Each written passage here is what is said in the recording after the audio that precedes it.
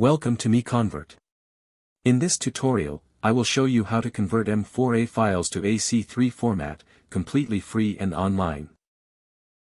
Open your browser and search for M4A to AC3 MiConvert.com. Click on the first result to go straight to the converter.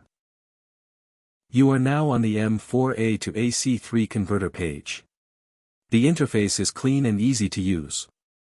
Let's upload a file. Click the Choose File button. A file picker will open. Select the M4A file you want to convert, then click Open. Your file is loaded and ready. You can see the file name, size, and destination format. Click Convert now to start the conversion. The conversion is in progress. You can see the progress bar moving. This usually takes just a few seconds. Done.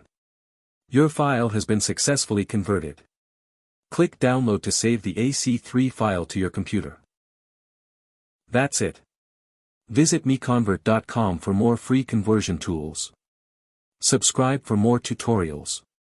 Thanks for watching.